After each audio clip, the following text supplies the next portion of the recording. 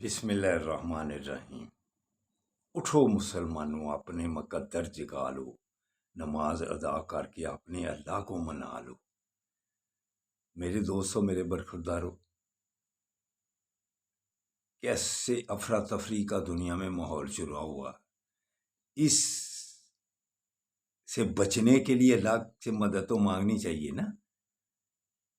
اسرائیل کیسے دن دنا رہا ہے، پہلے غزہ پر اور اس کے بعد ایران پر بدماشی کر رہا ہے، تو اس سے بچنے کے لیے ہمیں اللہ کی مدد چاہیے۔ اللہ ایسا کچھ ثواب لگائے یا مسلمان کٹھے ہو جائیں۔ اب دیکھو، حدیث مبارکہ 1400 سال پہلے کی کہ نبی کریم صلی اللہ علیہ وسلم سے پوچھا گیا کہ آقا صلی اللہ علیہ وسلم نے اللہ پاک سے دو دعائیں کی کہ میری امت کو یا اللہ غالب رکھنا، مغلوبیت سے بچا لینا۔ تو اللہ پاک نے کہا اگر یہ کٹھے رہیں گے تو غالب رہیں گے، تو اگر تقسیم ہوگی تو امریکہ کی کیسی پالیسی ہے کہ وہ تقسیم مسلمانوں کو کرتا رہے، جس سے دشمنی لینی ہو مسلمانوں سے ہی اس کو مرواتا ہے۔ کئی واقعات پہلے ایسے گزرے ہیں۔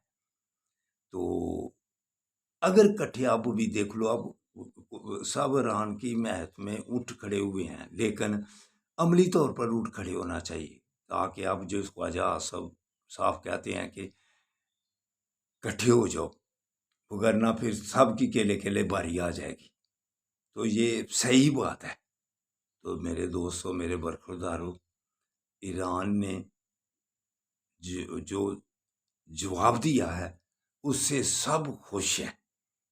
تو انشاءاللہ تعالی اللہ تعالیٰ اور اس کو ہمت دے کہ وہ اسرائیل کا منہ توڑ جواب دیتا جائے، تب یہ امریکہ والے اور اسرائیل والے سمجھیں گے، وگرنہ یہ دن دناتے پھریں گے۔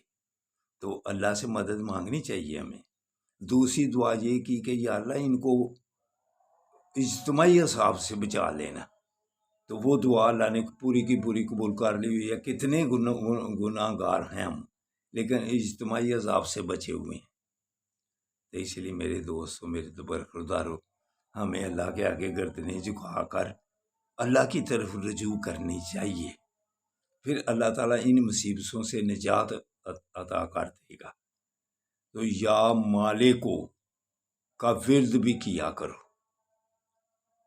پھر خوشحالی آئے گی۔ تو اس وقت ہمیں سب کو مل کر اسرائیل کا مقابلہ کرنا چاہیے۔ اللہ حافظ، اللہ حافظ، اللہ حافظ۔